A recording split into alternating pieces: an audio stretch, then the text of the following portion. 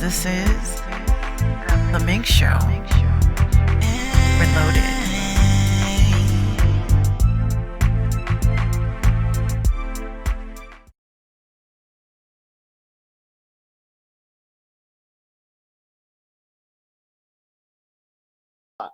Oh, yes, I really do appreciate, I definitely do appreciate having you come on. Um, Likewise. so Marvin, why don't we start with how we met? I like to talk about how we met because some people they really think I'd be running out here this COVID-19 weather, and I'm just rolling up on mofo's like what's goody. Yeah, it was as organic as possible for sure. It was definitely organic as possible. And I think I think I might have found you. How did I find you? You might know the story a little better than I do actually, because I think I found you on Instagram. Yeah, it was definitely on Instagram. I remember the date. I remember the time. I was surfing Instagram looking for music, and I happened to come across your page because you actually shared a dope ass artist, and I left a comment, and then we just got to talking after that. There it is. Yup. Oh yeah, that's the first step. Yep. Yep, And I think that's basically been our relationship since then. Is just going back and forth on dope musicians and just like creating content and just you supporting me, I supporting you, kind of back and forth movement. So it's been dope so far. Oh yeah. oh, exactly. And one of the things that I enjoy the most um, is pretty much the fact that we have so much in common, but not in like let's say a cringy way. Um, I would say one of the things that I was telling one of my friends about this. I was like, "Yo, I literally like got on the phone and we talked. Like you said, hey, can I get your number? Let's talk about what our ideas are." And we just got to talk. And I Yo, think our first conversation was like what 3 hours. 3 hours. Yeah, it was like 3 hours, yo.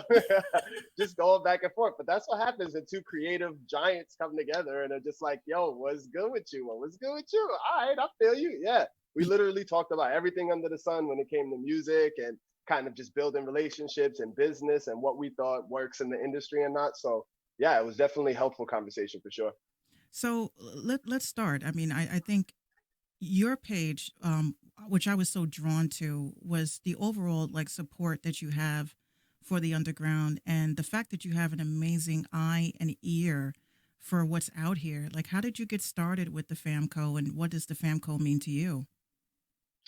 So basically, just a precursor. If we go way back to about 2000, end of 2014, end of 2015 was when I first got my start. I had a brand previous to the FAMCO. It was called Cuts, Creativity Under the Surface. Don't steal that, anybody watching, okay? Creativity Under the Surface. And me and my business partner ran that for about 4.5 years. And we basically did fashion, music, just putting different artists on and different platforms from different demographics. I'm originally from Jersey City, New Jersey. I live in Seattle now, and my business partner was still in Jersey City when we were running our platform, so we got that kind of bi-coastal feel. Um, I was basically in charge of doing everything outside of the actual website coding and graphic design elements. So I basically put on. I would go out to different creatives. I would shake hands, tell them that we have a platform where you can be seen in New York and New Jersey. The people from the East Coast, let them know you can be seen in Seattle and Vancouver, and just really opening up different demographics to artists that were previously unreachable. So we started off with that. I got my first big gig in Vancouver Fashion Week back in 2014, and that was like from there. I just started to connect with a lot of different artists, a lot of different musicians that go to the show and frequent the show, just kind of shaking hands and doing really that guerrilla kind of connecting with people. And yeah, we do everything from editorial writing to photo shoots to video shoots to marketing plans to Instagram optimization. Like we have basically a one-stop shop for anybody who's looking to take their brand to another level or take their image to another level and also be seen in different forms of content in different areas of North America. So I rebranded Cuts into the FAMCO back in 2019, March 2019. And since then, I've just been on the up and up, meeting wonderful people like yourself, meeting a lot of different people that I have incorporated into the team. And yeah, and we're still pushing and still moving. Well, what would you say is some of the struggles of Obviously we know social media is a lot different than what it was a couple of years ago. Facts. What are some of the obstacles that you faced with actually, taking your brand to the next level? Um, it's all just a work in progress. A lot of the challenges that come with just building the brand are like day-to-day challenges, whether you're trying to reach new audiences or connect with new individuals. But a lot of the stuff that we've been having a little trouble with is when we connect with artists, and I really, and no shame to the artists, no shitting on the artists, but there's a lot of artists that we do connect with that end up saying, yes, we want to take it to another, take it to another level, take it to another level. And this is before any pricing comes in, any service, anything that we're not charging them for nothing. It's literally like, yo, I think that you're dope, and I have a system of people that you can work with, and let's just start working. And when we'll give you a video, let's just do a photo shoot, and like getting artists to come and just show up to a shoot on time, ready, prepared. Like I see it over and over again. So that's definitely one aspect of difficulty that we've had so far, just having artists actually like that. I mean, the great ones come through with flying colors. They're on time, they're ready, their music is ready, they're dressed, they're to the nines, they come with their best selves. And then a lot of the other times it's like no shows or people that just don't hit you back. And that's not just artists for musicians. It could be videographers, it could be photographers, it could be designers. But what I've started to notice is that the ones that want to show up and the ones that want to build and be creative and actually take their brands to the next level are the ones that always come through with flying colors. So I try and reach out to maybe 10 or 12 artists like in a week, 10 or 12 artists, to just kind of hit them up and say, hey, I think that you're doing something dope. Let's connect. Let me write an editorial on you. Let me book you for a photo shoot. And like I said, this is before we are trying to charge anybody for anything. I want them to see like you do have talent. You do have something that you can bring to the table for other people to see. And I want to just focus that and spotlight you on that. But a lot of times, and I'm saying 80, maybe 75% of the time, artists will say, yes, we're ready to do this, and then they don't show up. So that's been a difficulty since the day that I opened up the brand. Other Yeah. than that, yeah, do you feel what I'm saying, kind of? Yeah, I totally feel you because it's kind of like I would say in a way like as a podcaster, a person that's in radio, and we're independent. We're not like major, big name backing type of situations. Absolutely. Artists are independent, right? And videographers are independent. Like these are people that are independent. They don't have any major backing to a system with promo or anything like that. And what aggravates me, which I do share that aggravation with you because I can tell you there several times way before COVID-19, we were doing interviews like this. We had Skype interviews, and there were several times that I've been told by these Hollywood dudes that well, if it's not in a studio location, then I'm not going or I can't come. Or and the way that I would look at it is you have to treat everybody as if they are mainstream because you Absolutely. never know if a mainstream opportunity may come because they're watching the little people because that's where they discover people. So Absolutely. they kind of treat us like in a sense like I say artists are very disrespectful at times. They're disrespectful because they're as frustrated as we are because they don't know who's real, who's what, and where, if there's an opportunity that's going to take you somewhere. And unfortunately they do treat us like they don't have to show up on time. They're not the real deal. They're just some pretend shit. And it's very sad. So you kind of in a sense like when you start throwing around pricing and stuff. I know I was very leery in the beginning with Patreon and letting people know that I have a paid subscriber based service. And I was very nervous about telling people that I do charge for certain services and stuff like that. But I tell everybody, honey, when the bills come, they're not leery about telling you it's time to pay. These Yeah, lights, seriously, seriously, yeah. it's like, Seriously, eh, and I think that's really the gist of it. It's like we follow that same business model. It's like, yo, we want to see you shine. You know what I'm saying? We want to see you do your thing. Like we know that you have dope music, so let's put together a photo shoot. So now you got photos to match that music. You know what I mean? Like there's different ways that you can market an artist and promote an artist that is very specific to who they are. But the first thing they have to do is just show up. But yeah, but to your point, it's definitely they don't know if you're just, are you just for play? Are you like doing something serious? Is this something that, that could take me to the next level? Am I wasting my time? And I get that. But I mean, I spent a lot of time like putting different teams in different cities and different states and different scenarios that are solidified people that have great workmanship. And we just want to get the artist into the right place. But a lot of times artists are just kind of, like you said, like they're kind of Hollywood in a sense, Cocky, arrogant, Oh, yeah. I think the funniest comment someone has said to me was, I was on the air one time and, may have been 10 people tuned in, maybe 20 people tuned in on one platform. Cause sometimes people only see that platform. They don't see the other stuff I'm doing. So I texted the person back. I said, look, I'm on the air right now. I can't talk right now. And they literally texted me back and said, it's not like you're Hot 97 or anything. You can pick up the phone. So I felt some kind of way about that. So I wrote back. I said, it ain't like you Jay-Z and I got an answer. So, I mean, come on. Like, we could do it both ways. I mean, that happens, but the best part about those kind of situations, though, is that, like you get to weed out who's going to be like somebody who's consistent and really wants to learn and really wants to build in comparison to the people that just say, yeah, man, I want to go do this. I want to be a part of it. I want to X, Y, and Z, and then end up being, in a different direction. So I always appreciate more the artists that are really about their talent and really about their crafts. And literally the only thing that they want to do is get better and better every single day.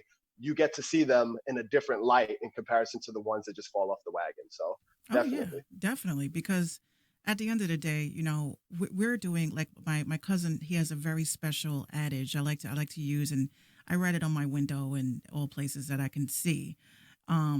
Pretty much, we are in the service business. Our job is to generate services for a major group of people that have needs. It's not necessarily wants. And once these artists and people realize that, not everybody is going to be like holding your hand, believing in you. They want to see the money. They want to see that deposit. When we're into service business, it's like we have to take our feelings out of it. We're here to provide a service. Whether you want our service or not, it's going to be a client for every single opportunity and package. So I had to develop, I would say, a very, very strong backbone in order to say, you may not believe in my brand, but I believe in my brand. And the more that I put belief into my brand and other people that start to believe in it, they're going to co-sign to it. So it's like it's a lot of manifestation and things that we have to do, because it is kind of sad because artists, you guys get the door slammed in your face because nobody wants to play your music. We get the door slammed in our face because we have the platforms, but we have the artists that don't believe in our platforms. Absolutely. And that's basically the downfall of it on both sides of it. But at the same time, it's like, man, we moving, man. You know what I'm saying? We got things going on. So believe if you don't want to believe, but we'll see you in the next couple of months. You know what I mean? We'll see you when you see it, I guess. But yeah, I think that's just basically how artists are. Just in general, you get the people that are super amped and pumped to kind of venture off into different places. And then you have the ones that are just more of like timid. I don't want to do anything if it's beneath me or whatever it is. But you know what? The people that win are the people that go out and grab every opportunity. So I ain't mad at them. Exactly. And I definitely want to take some time and explain to the audience about how we kind of manifested like a goal and we didn't even mean to. Our friend Paris. First of all, I that whole venture, I really felt like I was like, am I responsible for this? Because I didn't know you are responsible for it. You were solely and single-handedly responsible for it. I was like, wait a minute. First of all, I felt like Diddy for a minute because I said, wait a minute, did I just discover an artist? Because I've been in this business for years and discovering talent. And when I came across Paris and I heard his song, and then I played it. And then you said, yo, this shit is hot. And then you're like, the hell out. Next thing I know, he's doing interviews and shit. I said, yo, we are really doing the damn thing. And that's what I'm saying. And that's just how it is. And that's how creative element should be. Like I literally hopped onto the, was it the punchline that he was, that you played it on? Yeah. So I was listening to the punchline. You played Paris's Back on Me joint, and I was in the comments in the section like, yo, Yo. this dude is ill. And and I figured I was like, this is exactly what MINX's like platform should do. It should give people the opportunity to connect with other individuals and demographics and different places that they never could have seen before. Oh yeah. So yeah, when I heard Paris, I was like, Yeah, and yep, then that yeah, dude's got I saw the flyers and stuff that he was getting ready to do an interview, and I was like, I really sat back in my chair. I said, "Yo, this is a great union because this it. was an accident, and this was sometimes accidents that there are pleasant accidents." And Facts. when I met you, it was like it gave me the confidence to say, you know what, maybe I should try to utilize Instagram in a different way because most of us, we use it to promote ourselves, but we also tend to forget that there are other people that are also promoting their brand. And just to say what up in the comments or commend them for, what they're doing and that you actually enjoy their stuff, I really think it matters. It means something. And the fact that we were able to connect on that level just gave me so much hope because there's a lot of people that are afraid to work with people online that they've never physically met. I just gave a mixer to my co-host that's been my co-host for 6 months. I've never met her physically, but spiritually, I'm like, we've talked about our goals and, the only thing that was stopping her from having a full legit setup was a mixer. And I was like, you know what? You've been helping me. I got you. And I sent her a Yep. mixer. And now it's even better because she has her own platform. So people don't realize like when you're manifesting these things and building these networks with people, you're actually creating like a nice little marketing team of a bunch of us that can put ourselves out there and help other people get out there as well. Absolutely. Yep. And I think that's basically the grand scheme of what we do at the fam too. It's just like we're always looking for different avenues and different ways to connect people to different genres, to different audiences, to different markets and demographics. And it's like I really feel that, and I commend you for actually giving your business partner that you've worked for with 6 months a mixer so that she can produce her own content and still kind of be in the game and do what she loves as well. And I think if the world had more of that and less of like it's all for me, or I'm not going to do it if it doesn't benefit me in some way. Like that's why the music industry, especially on the East Coast, is like that's why it is what it is because it's more of a dog eat dog world instead of dog help dog world. You know what I mean? So Right. I think I actually commend you for that. I remember back because way before I was even doing any of this FAMCO stuff or any of the editorial writing, photo shoots, or anything like that. I was actually a rapper as well. I was like 16 through 20 or 14 through 20. I was trying to do the whole rap thing, and like when I found that it wasn't for me, and that I wanted to, I was just like, you know what, I'm gonna be real with myself. I can't. This isn't for me anymore. I'm gonna go in a different direction. Every piece of equipment from studio headphones to my M box to my I had an AKG perception mic, everything that I had, I literally just was like, yo, you do music, right? You need a headphones, you need a microphone. Oh yeah, I got headphones, but I need a mic. And it was just like boom, there you go. Oh, you need mixing headphones.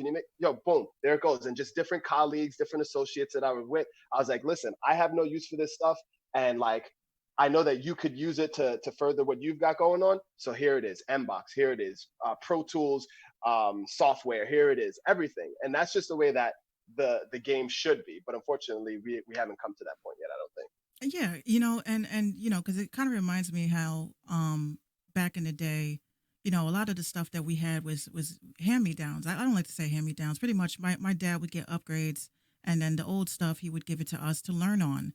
Um, Absolutely. I do think that one of the things that I always ask people is why does it seem like mostly artists or people that used to take the art of being the musician, why do we seem to always find a way to, you know, get into these opportunities where we're not literally musicians anymore? I mean, we'll always be musicians, but, Hmm. you know, we pretty much step back and say, you know what, let me see what I can do to actually help the culture.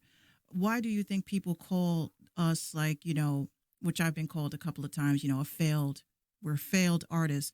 But I'm like, how is that like a failure as an artist when, you look at people, let's say like Birdman or whoever, they don't actively do music. They're not active musicians, but they're creating labels and opportunities for artists coming up. Why do you think people label us as failed because we're not active as artists anymore? um, I think that may just be a social deterrent for people to act like, okay, well, you messed up in this part of the music, so that means that you're just no good at all, or just another way for people to stigmatize the way that individuals are and creatives are. Like, listen, I don't see anything as a failure as long as I've learned something from those experiences. So anytime somebody even says, "Oh, you're a fail, you failed at this or failed at this," like I might have failed in like the broad spectrum of it, but I've learned so much within putting in the hours and putting in the time, like knowing what's up. Like I have a ear for music because I used to be in there. I used to be trying to record, trying to do mixing and mastering. Like just because I didn't make it in that particular element doesn't mean that I failed in its totality. So I think people really think that success comes from being in the front, when in actuality, once you have all the knowledge and you gained all the knowledge and you just kind of switch your direction, now you can proceed in a different manner, which can impact the culture in greater ways. So I think just society as a whole has this image that you have to be the forefront or you're nobody. But I'm gonna tell you like this: producers make more money than rappers, mixing and mastering people, marketing. Like you don't have to be up in the front for it to be like you're a success. Because there's many people up in the front that have the idea, the ideology of success or like the image of success, but aren't successful at what they do. So I think I don't know. I hate the word failed rapper or failed artist or failed. I just think that if you can conceive a way to flip it on its head and use the skills and knowledge that you've learned throughout that art form, then you're actually a winner in my eyes. You know what I mean? Well, that's actually a good way to look at it because for myself, I've been writing for the last maybe 3 years a book called Diary of a Failed SoundCloud Rapper. And people were laughing. I was like, I dropped the artwork and everything. I said, this is what the book is, and this is what it's going to be about. And Hmm. with Diary of a Failed SoundCloud Rapper, I was going to utilize it as a manual for the mistakes that artists should not make if they don't want to fail. And failure to me, it means that I don't think you've tried every element or aspect to get better at what it is that you're aiming towards. Because if you don't Facts. fail, then that means that you have no, if you fail and you just say fuck it, then that's it. That means you failed. That's it. Yeah, But exactly. if you failed and then you say, you know what, I'm going to take the data of my failure, analyze it, and then try a different way, then yeah, that might be insanity. But some people are insane, like myself. I'm insane to win. Yo, seriously. So that's like, Yep. Create. I'm a gamer, right? So Yeah, yeah. Oh, yeah. That's right. if if I Yeah. fail, let's say GTA 5, if I fail a mission, right? I literally go back and I was like, you know what? I'm recording that whole thing, and I'm gonna watch the whole thing, and I say, okay, I see where I screwed up at. Okay, so I'm not gonna go through this door. Okay, I'm not gonna use this gun, and then I wind up succeeding that mission, and then I'm like, okay, so sometimes we just have to review, the gameplay and say, okay, this didn't work this time. Let me try this again. Or like some parents do, like that have kids that are like 14, 15, which is so weird to me. It makes me feel old as hell when I have like people I went to high school with asking me, can I interview their kids? I was like, damn, I remember when you had, like, what the hell you That mean? happens. Yeah. Like one of my homeboys, his son is a rapper, right? I met him when he was a rapper. We were like teens and shit. We used to go to all the open mics and stuff like that. And then he Mhm. he has become his son's manager. So he hits me up like, "Hey, Minx, my son is a rapper. This, and that." I said, "I don't think I want to interview him because Is he 18 like, is he yet? 18 yet? Because I'm like, I hear his music, and I was like, I hear his, and it's so weird. Parents that are artists need to understand. You like hear yourself in your child's music, and Absolutely. it's very creepy. I'm listening to. I'm like, yo, he sounds just like his dad, but we have to always think about like in the future this may not be a thing for everybody. Like a lot of people really push so hard for the fame and the fortune, not realizing that in any successful business you got to say what up to the janitor, you got to say what up to the mailman, you got to say what up to Absolutely. the doorman, you got to say what up to Absolutely. everybody that helps make you know that level of success happen. That's why when you look at someone like Beyonce, she's thanking her makeup artist, she's thanking all these people. These are all these people that took their time to make her her. So maybe you may not be the forefront, but you may be one of the people to help an artist blow up and be part of that. Absolutely. And I think that's kind of what the creative scene is missing, especially in the music industry, is like, yo, you did not fail just because you went and you tried to be the forefront man and it didn't work out. Like, take that experience, flip it on its head, and like figure out a new way. Only though if it's in your heart. You know what I'm saying? Right. Only if it's in your heart, like it comes from deep within, it's in your soul, it's embedded in your spirit. Like if you're doing it just because you want to be a rapper because it's gonna make you $1 million, or you're gonna get all the girls, or you're gonna have nice fancy chains, like all that stuff is cool, but that doesn't come from in here. You know what I'm saying? So you can never fail yourself if you're coming if you're doing something from within. You can switch it on its head and be a part of something, or you can try just a whole different avenue in general. But um failure is definitely I like your definition of failure. It's just you didn't like failure is when you just stop doing something completely and you didn't try hard enough to gain and accomplish. So yeah, I'm with you 100% on that point for sure. So here's an interesting question that I kind of wanted to ask you before, but I'm gonna ask you now. Sure. When it comes to, because you're the FAMCO's also, can you explain the website? Explain the website to the listeners of what it actually is. Sure. So the FAMCO is the Fashion Art Music Collective, thefamcollective.com. And basically, it is a portfolio of all of the works that our team have done since March 2019. I have a folder full of all of the stuff I did for the previous 4 years, but that didn't transfer over to what I'm doing today. Um, Basically, it's editorials, it's giving people different options of how to capture their brand or capture their music or capture their artistry just on a whole. So for instance, I just got off a call today with a woman out of Cleveland, Ohio, and she was expressing to me that she spends a lot of time like doing Instagram and stuff, and like she ends up having these really long days away from her family because she's designing the clothes and embroidering the clothes and printing the clothes, and then after that she's like marketing it, and then after that she's on Instagram and doing all these different things. And what we basically do is we say, hey, there's different elements that we can capture your brand in. There's different markets and different strategies for content that we can implement into what you're doing already. And if you want 6 hours, 4 hours back into your everyday life, you can let us handle your social media, or maybe you just came out with a new collection, or maybe you just came out with a new music video, and you want to build up more attention to it. You want to be seen in different places. So basically, we take people's artistry and we just add our expertise to it, so that their projects or their collections or their albums just become bigger than what they currently were at that moment.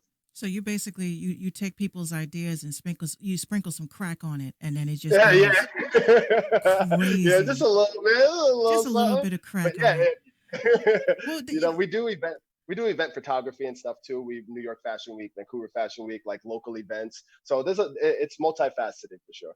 well, that's what's up because one of the things I will say, I was very impressed with it's Progress Jay, what Mhm. he's been working on with you guys, and I sat back after our interview and I said, I was like, I'm a little bit disappointed with hip hop blogs and just all types of entertainment blogs and just editorials in general because, we are quote unquote the little guy.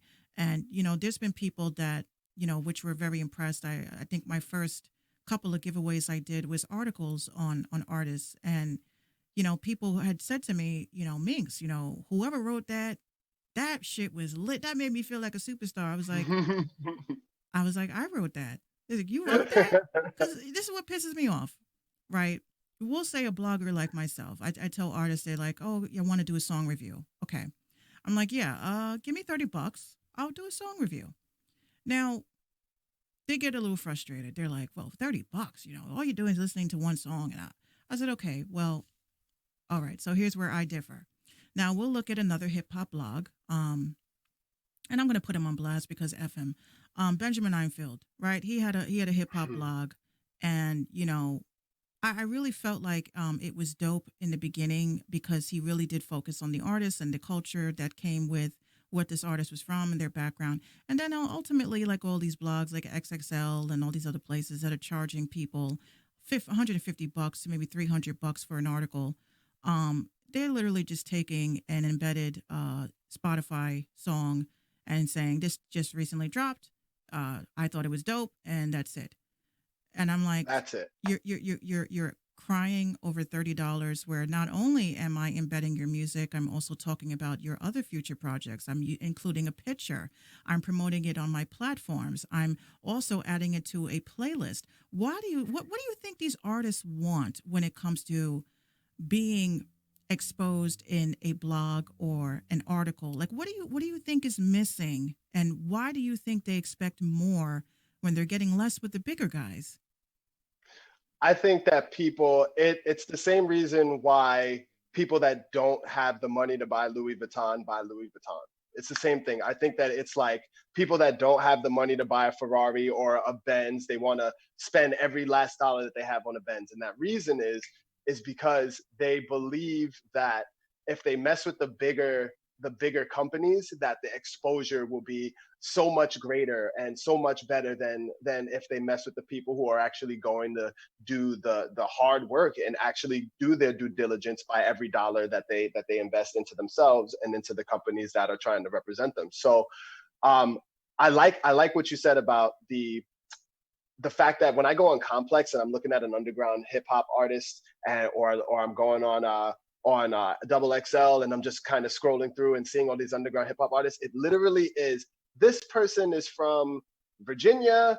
He released an article. He released an album. Here's his name. Here's his Instagram, and that's it. And I'm like, what does that do for anybody? Why would the artist want that? And I think the artists are just more enthralled by the fact that this is Complex, this is Hot 97, this is, these are the things that I'm seeing every day. And they're like always seeing Breakfast Club interviews. They're like, I want to be a part of that no matter what happens. But in the back end of it, you get screwed because they didn't tell anybody anything about you. They just told you where you lived, what your name was, here's the music, and give me your money. You know what I'm saying? Or Like they send you the question in an email, and you reply to it, and all they're doing is just printing what you wrote about yourself. Exactly. So now you just worked for the company. You paid somebody so that you can work for them. Like, Yeah. like they didn't do any background information. They didn't look up what your history in music was, what your last album was, why this album differs from your previous works, why this video has the certain imagery that it has, or the sound that you went for with this song in comparison. The big names don't do any of that for you, but yet people are so fascinated with just handing over tons of money to them because they feel like this is what the big guys do. The people that I look up to, they're on Complex, so I should be on Complex. Not realizing that those grassroots systems, these $30 for a track review, is going to do a lot more justice by your brand and by your music than these bigger companies are going to do if you don't already have some big buzz behind you. So it's a Yeah. crazy concept, though. I never understood it myself either. Yeah, because you know what, the other thing, this is the way I look at things, because I've been in the business world, corporate America, for a very long time. And Hmm. what I've noticed is that, these people that write these articles, they're missing a very, very important element, which is when you decide that you want to go, which I've been offered a lot of times, guest, editorials, like, just a guest, just being a guest for these magazines and stuff like that. Now, Hmm. I felt like, in a sense, I felt honored to even be offered it. But if it's something I don't stand for, I'm not going to do that for the clout, because I know that my writing skills are impeccable. I'm very descriptive on, if someone left a comment on one of my articles that I wrote, mind you, this is a person that I never asked any money from or anything like that. I just felt like it was his birthday. I said, hey, let me just review your music. And I saw he had Hmm. 4 EPs, and I reviewed all 4 EPs, and I didn't have to. So you would think that a person that said, hey, for your birthday, I want to do, 4 EP review. And I was just going to say, yo, I heard it was dope, lit, post the thing. Hey, I heard it, amazing, play that shit. And no, I literally was like, as I sat down at my desk and put on my headphones to enjoy, I just, that's just how I do it. And somebody said to me in the you comments, wrote you wrote a novel around I wrote a damn novel. It's like, when you're listening to the record between track 1 and 3, it just takes you through an element of surprise. as if you were driving through a California sunset on a beautiful day. Uh, uh, this is the shit that I really felt. And my man is sitting there looking at me like, what are you listening to?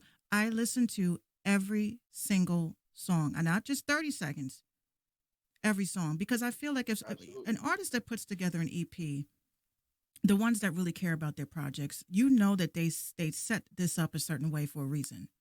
So Absolutely. when I went through every single song and I did the editorial, all that, and then I tagged him in it, and he read it, he was blown away. He was like, "Minx, you didn't have to do all of that." I said, "Well, it's a win-win because you got something for your EPK. You got some Absolutely. lit opinion based post regarding your music, and I win because if I ever decide to go to the New York Times and say, look, I want to review hip hop music and I wanted to have a spot in this location, let me show you my work. See, now Absolutely.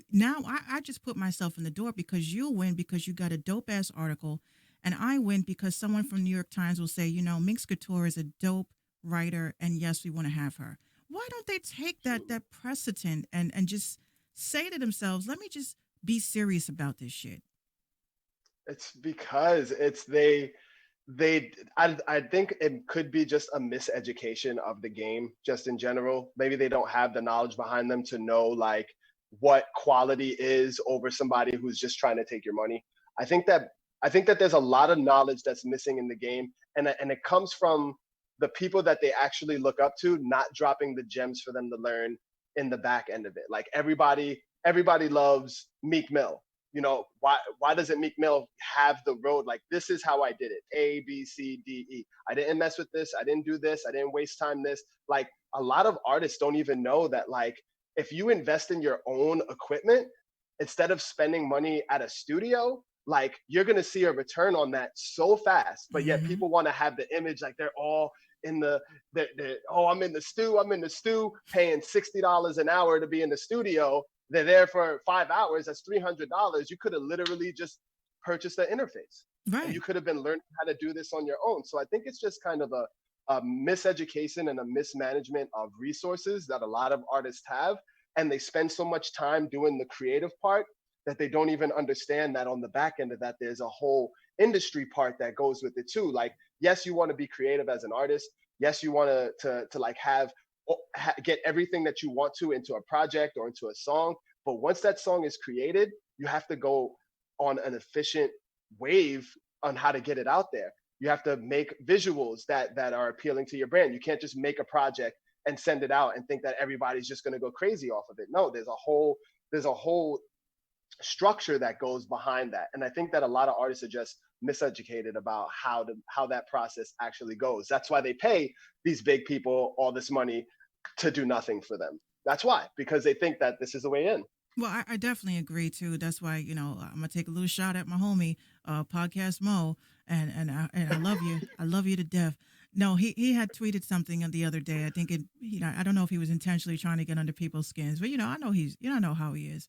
But he said something about he didn't understand, like for instance, why do podcasts have audio? Like why do some podcasters they record visuals and others do audio? He's like, but who's going to really sit and watch it? So most people would like, well, I like to do. I'll just say this. I'm bringing this up because it's very important for people to understand that people have a lot of different ways of learning. You have some people that are just Facts. audio listeners, like ebooks and shit like that. I can't stand an ebook. I will fall asleep. I just can't. But then you have other people that like visuals. They have to see because some people like they see things, they touch things, they do things to help them remember what they saw. Um, Absolutely. so that's kind of, I do believe that in a sense where the miseducation happens is because you have certain people that learned from my podcast because they saw the visual of me showing the article. You have other people that are driving around and it may resonate with them. It may stick to their subconscious differently because they're listening to it only. So I Absolutely. think that the problem is that in this business, um, I'm not going to say artists need someone to hold their hand, but they just need to have different learning tools available because, again, an artist may be like really excited to want to learn about the business and how to get their shit legit. But listening to something is not going to resonate with them. Reading something is not going to resonate with them. So that's why the big cash cow now is webinars. They want to see Mm-hmm. exactly, what it is that they can learn from, because again, people, it'll stick to them differently. So that's why I personally, if I wanted, like, I'm getting ready to study Python, they're offering online courses. I'm a little nervous, but that's why I'm glad it's free, because if it wasn't Mm-hmm. free, I'd be a little bit upset. But I have a better learning experience in a classroom as opposed to being home with my little one running around and being consistently distracted because of my motherhood duties. So, another person may say to me, "Oh, classroom, I could never do a classroom." Anyone, but I'm just like, my learning curve is different. So Absolutely. eventually, I believe that someday, there will be like a Meek Mill to come out and say, "This is exactly how I did it." But in another breath, I always say to people that we have the internet. So the dope thing about the internet is that you can easily, like, go ahead and research how an artist did it. So, back in the day we had behind the Exactly. music and shit. We don't have behind the music anymore. So we can't see how Beyonce, started from wherever. You know, we Yeah, we true. we can't see that. So now we have a situation where, we can track blueprints online. So I can type in, like I did, Childish Gambino. I didn't know he was a comedian. I didn't know he was Mhm. this. Everything. I He didn't does know he did everything. all of that shit. So I said, let me start from the beginning. And I started researching his blueprints of where he was online. So I started there. And then you see how he promoted himself, that he went to Mhm. college radio stations. And then when you start realizing that this is a consistent thing with different artists, even writers, even photographers, some people may have got their start at someone's wedding, and then they just happen to be a music executive or something and says, "Hey, I want you to shoot these people." So I And there definitely, it is. yeah, I definitely Mhm. get that. People have to understand that the learning curve. They have to understand the learning curve of things. Yep. And I think to your point too is that I remember hearing you say something a few weeks back about some advice that your dad gave you about about the ways that you promote yourself and the ways that you manage yourself hasn't changed. Only the platforms have changed. Exactly. So you know what I mean. So I think what people also need to understand is that you're giving yourself all this knowledge about how to be creative. Like if they want some reverb on their like if they're mixing and mastering their own projects, they want to know how to do reverbs, or how to do echoes, or how to time the beats correctly with metronomes and these types of things. Like if you have time to learn all that stuff about the creative process itself, definitely dedicate some of your time to learning how to market yourself, how to promote yourself. It's not as easy as just putting a project together and sending it out. Like you have to, if you want to be successful, you have to know how to market every piece of content that you ever put out. And every piece of content needs to have its own story. It needs to have its own narrative. It needs to be able to resonate with people, because people don't buy with their pockets. They buy from here. If Mm-hmm. if if somebody likes you, if somebody likes you as a person, they see some content and it really resonates with them, it hits close to home, whether you're making a love song or you're making a song about a homie that passed, or you're just rapping about drugs and liquor, whatever the case may be, there has to be a narrative and specific direction to who's going to buy it in your market, who's going to be interested per demographic. You may come to find out that 20-year-old people under 20 you've been making your music for, but people over 30 are the ones that are actually vibing to it. How do you take Exactly. that information? How do you take that information and make it palatable to what you're doing? And that's probably the biggest downfall I think of musicians and creatives of that sense.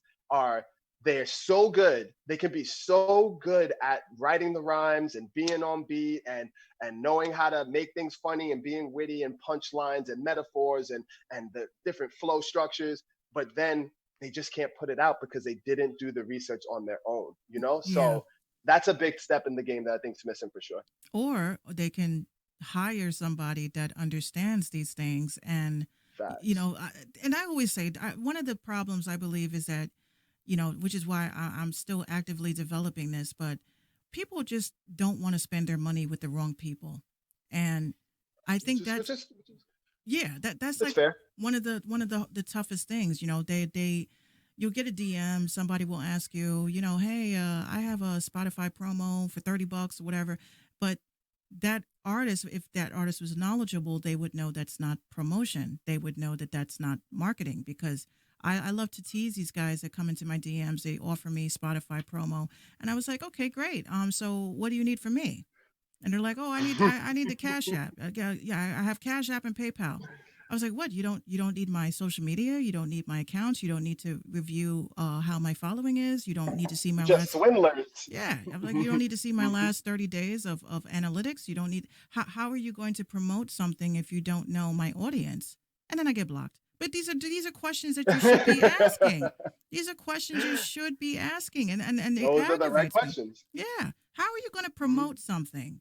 Because this is why I say, when it comes to promotion and marketing, I said marketing is gathering the data. Promotion is promoting to the data that you got. So it's that Facts. simple. So if I'm making a song, like let's say, look at Beyonce. Beyonce makes a song, Single Ladies.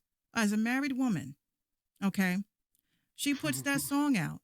Now there wasn't no married women playing that because they're married. So their husband would Yeah. look at them like, "What you mean, single ladies? Are you? I thought we got married."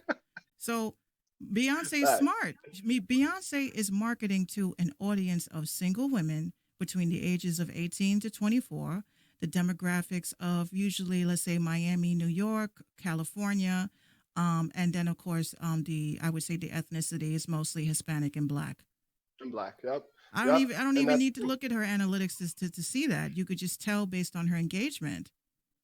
Yep, it's true. And the fact of the matter is that that piece of content, that single ladies piece of content, has a narrative behind it that is strong. It's very specific. It's very targeted, and she knows what she's doing. Of course, she has a unlimited amount of resources behind her. But yeah, if you don't know what you're doing, hire somebody that does. You know what I mean? Go through the people that does. Like I've always been like almost a student to the game of some of the stuff that you say in terms of like the back end of the industry and how like musicians should be and like the different ways to kind of monetize your business. Why do something for free if you could do the same thing and make a little money from it? Now you're gaining revenue in your own right, whether that be podcasting or rapping or singing or dancing. Like, why do it for free if there is a way for you to go about it and actually make some money into it? And that's another thing that artists need to understand, that if it's time and money. Either you put the time in to learn the stuff that you need to learn, or you invest the money into the right people that'll lead you down the right direction and lead you down the right path and are solidified in the things that they do, so that there's no questioning like their the way that they do things. That there's no questioning their structure to how they promote artists or market artists or whatever the case may be. It's either invest the time into learning it or invest the money into somebody who knows how to do it, for sure. Exactly, because these days you can't really go based on reviews because people buy reviews. Like I Exactly. literally was in shock. Like I've been taking so many webinars. Yesterday I just got off of this, and I think everybody knew that I was finished with a webinar because my mind was going like on ape shit. I was on Twitter 3 o'clock in the morning. Yo, did y'all know that Instagram? So I'm sitting there, I'm saying to myself, wait a minute. Like I'm talking to a bunch of people at 3 o'clock in the morning about how analytics on Instagram works and how hashtags, and nobody's awake to read it. So I called up all my peoples. I said, look, I'm going to start every week. I'm going to be starting like a weekly, swagadential address, and just talk to everybody that I like and just say, look, I did a webinar and it was dope. And I learned so much about Instagram yesterday. Yeah, for $75 for 2 hours, but I felt like it was very informative. That now when I look at my analytics and I'm like, oh, those hashtags that I chose and measured and did all my shit got 3,000 engagement. And I had about 50 people visit my page because of these hashtags that I studied. And now I'm like, I can be beneficial to my people who don't understand, the basics of Instagram, because people think it's, I'm just going to take these hashtags and post it under this picture and that's it. And you're like, yeah, Yeah. Hashtags with 1 million in it and you only have 76 like followers are not gonna work, that's not because it it. just goes down so quick. It just goes down so quick. Nobody ever gets to see it. It's true. Yeah, I said, It is true. I think I said, did you guys, and I was like flipping out. Did you guys know that the hashtag producer has 353 posts per hour? and like 2 likes. People are like, what is Mix talking about? I was like, oh, I'm sorry, I forgot y'all wasn't in this webinar with me. Yeah, hashtag producer, hashtag new business, hashtag like any of these generic, unless you have millions of followers, even And then, it's because not you gonna want to work. kind of hit Yeah. it's not gonna work. Unless you get a top post, Yep. it's not gonna work. It's not Not going to gonna hit work. the Not Explorer gonna work. page. So it's like, it's just so weird that, and it bothers me, but I do understand, like, everybody can't have all the sauce. We know that because then everybody would be Absolutely. winning. And, I wouldn't mind everybody winning, but it's just like mathematically, like not correct. That we all cannot win. Some people will get ahead further than others, but, others that are very stubborn and, they just want to do whatever they want to do. I'm like, you guys stay in your corner. That's cool. Let us big boys and girls play over here. But Absolutely. it's like Absolutely. there's so like people say, oh, nobody, the industry is not telling us what to do, the next steps to take. I'm like, they are. You just don't want to pay for it. You just don't want to invest Exactly. in Or it. yeah, or you're not listening close enough because people be dropping some gems and you too busy thinking about something else that you're not even receiving the free one. So yeah, for sure. Yeah, the sauce, like the sauce is available. You just have to come with a spoon. And Yeah. if you just having with a plate, thinking that people gonna just give you the sauce, you got to create your own pot. Like you got to do your own skillet. And I learned Absolutely. this a long time ago because, we all know, I hate the fact that I, like myself as an artist, I should have listened to my dad. And I'll tell everybody that I should have listened to my dad. He had a method of madness that was insane, and it was all about the perspective of visual. Okay. Now you think people Hmm. walking around on Instagram with fake money to their ear with something. No. My dad, when I was telling a couple of artists the source I had, I said, look, my dad, he would get a new artist, he would go to the mall, he'd pay like 10 girls. Look, while he's in this store, I want you to roll up on him screaming and crying and begging for his autograph. Oh, you think they're gonna turn down $100 each? I don't think so. So Nope. then he would give a couple of other dudes, here, I want you to roll up on him with this camera and act like a reporter. So this artist is in the store looking at sneakers. These girls come running. Oh my God. So what happened? Everybody around him, like, who was he? Oh Yeah. my God. Like, and he's like, Yeah. oh, they're like, so then my dad would roll up, mink coat, his pajamas underneath, he wearing his pajamas underneath, no suit or nothing. But he's like, oh, hey, stay back real quick. These people, and they're like, oh my God, like who is he? Where's he from? Oh, he's from overseas. He's just over here buying some shoes. But if y'all want, here's his album and stuff. And then that perspective.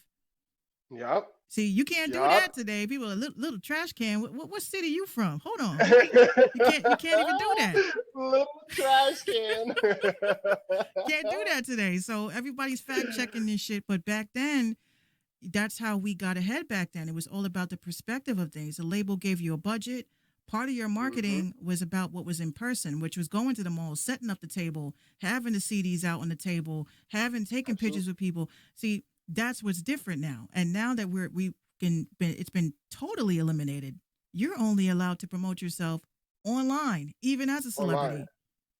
Hmm. How do you Yep. feel Very true. about all of these artists going live and all this stuff? Like, how is that like impacting how you do business, or if is it impacting you at all? So yeah, it definitely has impacted me in terms of like how our business model creates because we're actually like in person. We get a photographer to come and do things. On the music side, it hasn't really done much because most of the music stuff that we do are album reviews or like we do this like in the life of editorial where we basically start from the beginning. We do all of our research from beginning to modern day times, and then we editorialize that with different pieces of content and different videos and different albums that they've released throughout the years.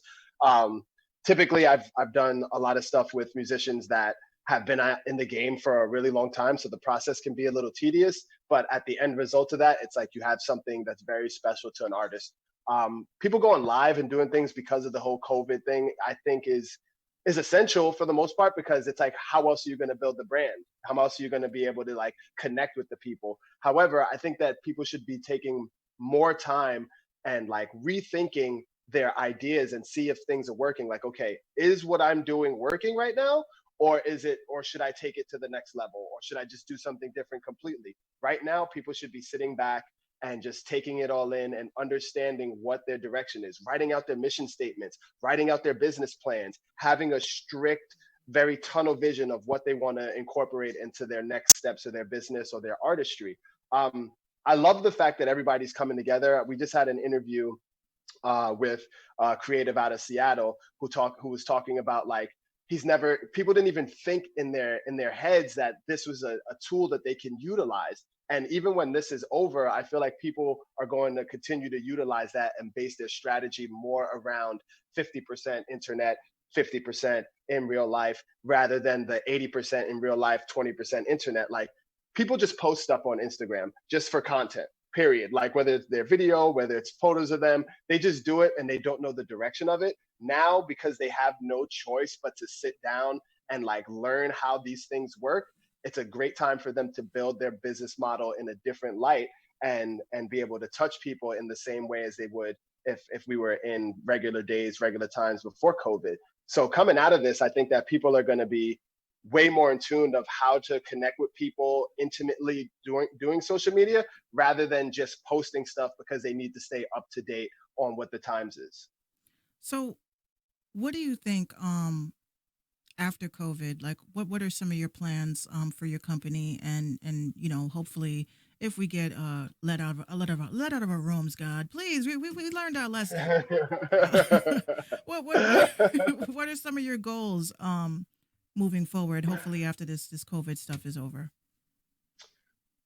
We're just building. I've spent a lot of this time during the COVID kind of just connecting with different individuals. Before COVID was even a thing, I think I had I had 7 people that were on the team. Now we've expanded to about 11, Mm. just by connecting with different people and saying like, yo, you do something crazy, you do something great. Like once this is all over, we could start just building and building and building.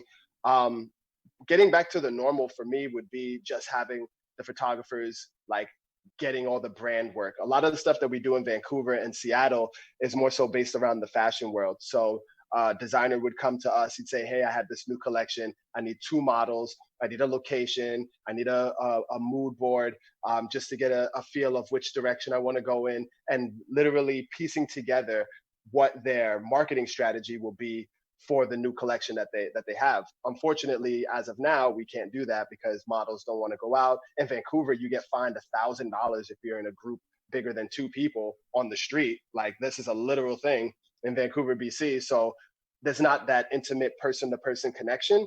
But as soon as this is all over, we are going right back to it. I have a list of people that are ready to shoot as soon as this is over. We made sure to tell them like, yo, once this breaks, we're going to hit the ground running once again. We're going to start doing more stuff. And on the East Coast, I like to do more of the hip hop affiliation stuff. I like to keep fashion on the West and hip hop in the East, but they mix and match depending on who's what. We do fashion in the East and hip hop on the West, but I like to 80% hip hop on the East and then 80% hip hop here and then 20% of each. But um, I'm just excited to get back to it and literally just start creating more imagery, putting people's mood boards, bringing it to life, making sure that they get exactly what they want and exactly what they were looking for out of our services, and just literally get them one after another, one after another. So once this all breaks, I'm going to be back to normal, running 100 miles an hour. But it's something that I'm looking forward to for sure. Yeah, I know. Like I, let me tell you, I have so many things planned. I definitely feel that a lot of us are not going to take, the freedom for granted anymore because Absolutely. I'm an introvert and I hate using that term, but it's true. I've been invited to so many places and I'm just like, oh, you're canceling? You're gonna cancel? Oh, that's so sad. I'm like, I'm so happy. No, but I figured I was like, this is not really, I would say, affecting me per se, business wise, because obviously I've always ran business from home. But one of the things that I spoke with my dad about, and I said, Dad, when this is all over, I want to get a location, I want to get a spot. And I was relying on other people. Just I was like, let me just put my little corner in your corner, and let's have a big ass corner. But I was like, you know what? I kind of want to have my own space and photography, video, radio, podcasting, and recording studio all in one.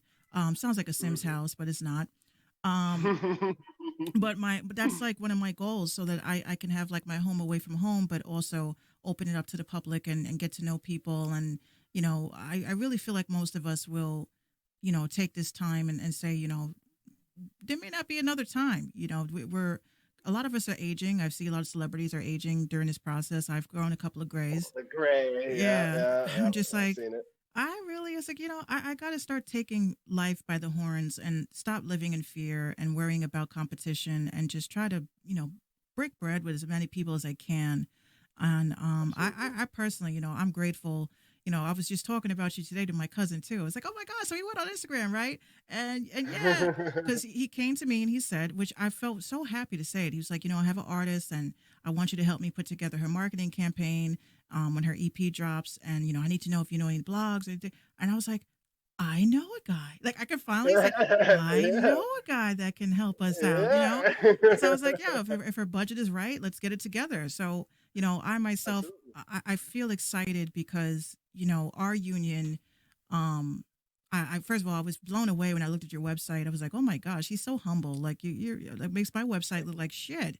But I just was like, wow. It's like, and just to see the expansion from the little time that we've met and see the growth that's happening.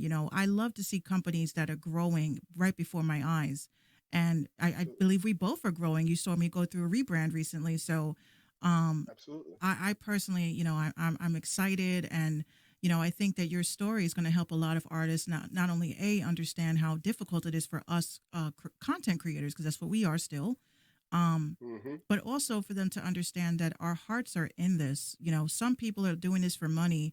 We are in the passion of this as artists, as musicians. I'm not going to say ex artists because the art is always going to be there in everything we do. Absolutely. Absolutely. But for us to be in this and combating the fakes, the people that are only about the money, only about preying on these individuals. Hopefully, we'll be able to lasso them and say, "Hey, look, this is a good corner. This is a good group of people to work with because your brand speaks for itself, and it does really do feel like a family company. I really do see that."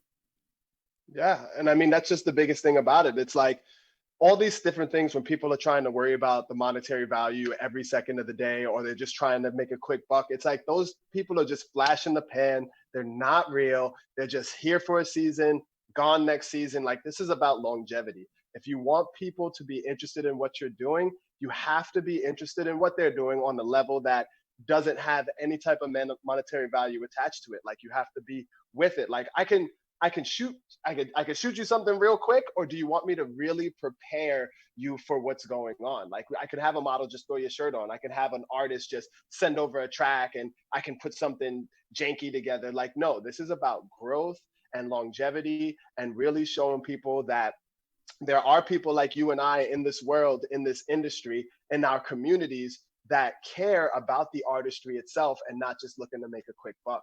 But at the same time, we also have a very valuable product, valuable services. Like we're top tier, top notch in what we do. You know what I mean? So that is a double, a two sorted, if you'd say, because not only do we care about what you have, but we have the experience behind us that can push you to certain places that you wouldn't be able to reach outside of, or not as easily, or you don't have the knowledge of it. Like the artists definitely have to understand that we care and are legitimately implanted into this art game, and it's not a joke. It's not something we're just trying to get rich quick scheme. Like this is actually who we are as people, and we just want to grow just like every other artist or every other content creator wants to grow. So it's very important for sure. Yeah, exactly. I would say that the same way that artists feel like they're being shitted on by the industry, you have us that are trying to give artists and make artists feel like that celebrity that they can be, that they are. We're trying to give you that experience because even if you never make it in your eyes, some people's eyes, making it is being blown up and all this shit, you should have an experience as a big timer. You know what I mean? Absolutely. I Absolutely. treat every single person that comes across me, my platform, like the celebrities that they are, and Exactly. if they're shitting on you and you're shitting on us, there's just a whole lot of shit. And Yeah. Yeah. How does that work? Somebody please explain to me how that works. yeah, watch some It's true. smart ass say, "Oh, they'll turn it into something philosophical in the comments and say some shit like, oh well, shit turns to compost and then flowers can grow from that." Like, yeah, all right, good luck with that. You know how long you have to wait for shit to break down to be compost? Come on. I ain't got that time. I ain't don't got give enough us. time. Yeah, don't give us. Let us have our philosophical moment, okay? But Yo, it's such facts, such facts. But and I think that people don't realize too, like when you're an artist, that people like us minks are are not a dime a dozen. It's like so far in between because everybody wants to just get that quick hit, and we're like, dude, we want to grow you, and we want to grow within our own right. And like this means a lot to us. Like what we do means a lot to us. So when people shit on me, like we were saying earlier in the interview about how people don't show up, or they want to be late, or they just want to play around, and they don't want to be doing the things that they need to do to succeed or get to that next level.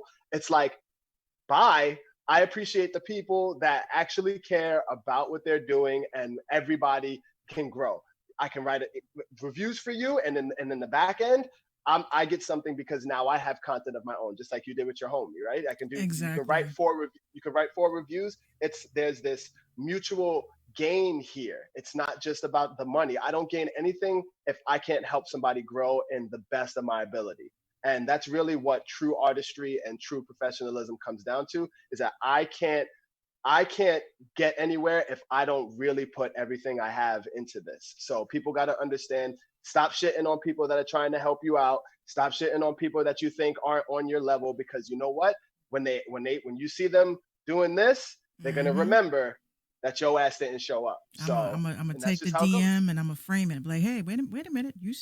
It's like, you see this? This is gonna be like my MTV crib style crib. Like, hold on, remember I framed this. Remember you said that I wasn't Hot 97, right? Okay, well I ain't Hot 97.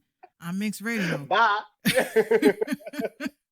So to close the show, I asked you before the show, the two songs that you chose to close out your episode. Can you tell us a little bit about them?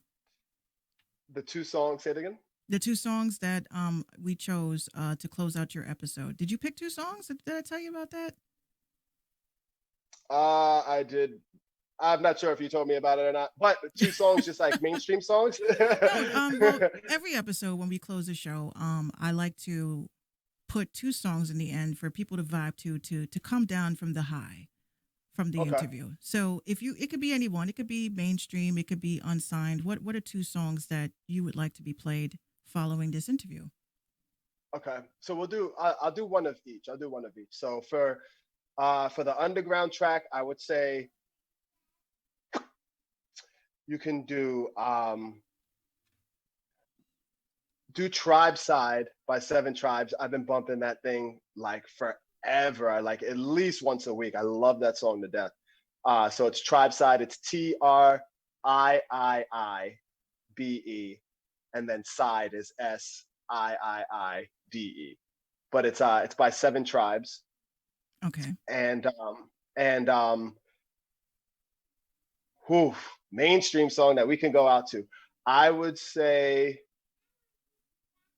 what's the Nipsey Hussle song with Belly in it? What do you say?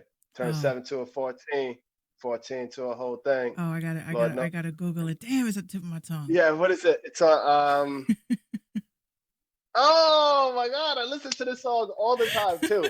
But yeah, if you find the Nipsey Hussle song with Belly as an artist in it, like Belly is the feature on it, that is like these two songs from one underground, one mainstream, like these stay in rotation on my playlist. What the hell is that thing called? You're on the hotspot. That's why. Yeah, that's exactly what it is. I guarantee you, once we get off this, I'm like, oh, of course that's what it was. Shit. Is it called Double Up? Double Up. Okay, cool. Yes. Thank So you, Tribe Google. Side by Seven Tribes and Double Up by Nipsey for sure. All right, cool. I was like, damn, I thought I told you about the two songs. That's okay. That's okay. No, you probably did. I'm the one that's scatterbrained. No, but you be sending me some hot music. The next punchline is gonna be dope. Now that I fixed all this encoder shit that I was having, I didn't want to be all lagged out online. So no, it makes a lot of sense. Makes a lot of sense. Yeah, I'm definitely down. As soon as you start getting that up and running consistently again, and all the problems are fixed, I'm gonna be in that chat room. So we gonna go. Well, the next thing is coming is my laptop, my new laptop that I have. I think it's just because my computer is out of date and it can't take all that bandwidth of heat. So I said, Gotcha. okay, that's cool. I'll be on caffeine TV for now until then. until it comes in, Okay. if they ever send it, Okay. because I'm still waiting for a couple of packages. Well, good luck. That damn COVID-19 is ruining my shopping experience. Oh wait, hold on too. Uh, let me escape 1 second. Hold on, one second. Oh, I need to show you this. Where is it? I think it's right here. I just had it on today. Is it what I think it is? Oh, yeah, it is what I think it is. Oh yeah. Oh, oh, never mind. I had it somewhere. I literally was He'll send a picture. He'll send a picture for you yeah, guys. I'll send a picture. Literally, I had it on today and I was like, yeah, I should rock this. I was gonna take a picture and do some content with it, and it just like escaped my mind. I'm scatterbrained as shit, mate. I totally forgot about that shit too. I was like, wait a minute. I know. Oh, that's okay. We'll show it in like the little corner. I was like, yeah, this is what we wanted to show you. There we go. I got you. Perfect. Hell yeah. But I definitely, I want to thank you for taking the time out. I know, you got the little one. I got my little one running around all crazy, and the dog and the cat and the fish out here. That fish makes noise, but yeah, that dog makes noise too. Shit. but for you to take the time out to sit down with me and for us to politic and talk about some important situations going on in the business, it definitely means so much to me. And just to give everybody the best way to reach you. So if you want to reach the FAMCO, Marvin Riles, literally on Instagram at the FAMCO. And you can check us out online on our website as well, which is thefamcollective.com. THEFAM collective.com. You can check us out there for sure.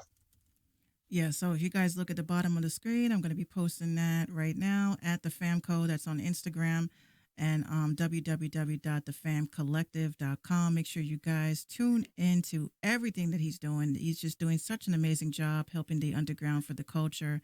And of course, I'm going to be working in Symmetry with him. So if you guys if you can't get to him because you can't remember the information, definitely get at me. Put the weed down. We got you. Don't worry. And we'll make sure that you guys are heavily, heavily supported by two dope people and growing. Well, actually 11 on his side and just little old me right now. Well, We're going to get there. Me and 759. But, after this COVID stuff, I'm telling you, we're going to be linking up. We're going to be creating such a great, great, great platform for you guys to be able to build off of. And again, Marvin, I thank you so much. You have done such a great service to the underground. I've done drooled and everything. The underground community. So good.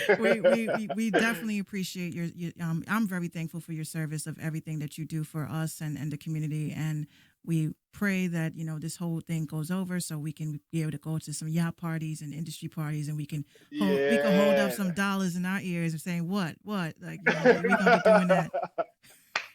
You already know. Let me get the fake ones out. We can just roll it up real quick. Well, after this COVID, it might be some real ones. So y'all better stay tuned. Hey, I'm with that. You already know I'm with that for sure. But no, I appreciate you, Minx, and I appreciate what you do for the culture as well. I am looking forward to connecting and doing more work and just collaborating on a bunch of different stuff come the next few months for sure. Absolutely. Absolutely. And of course, as always, my phone is always on and you can always reach out to me and keep sending me some dope ass music. You definitely have a great ear.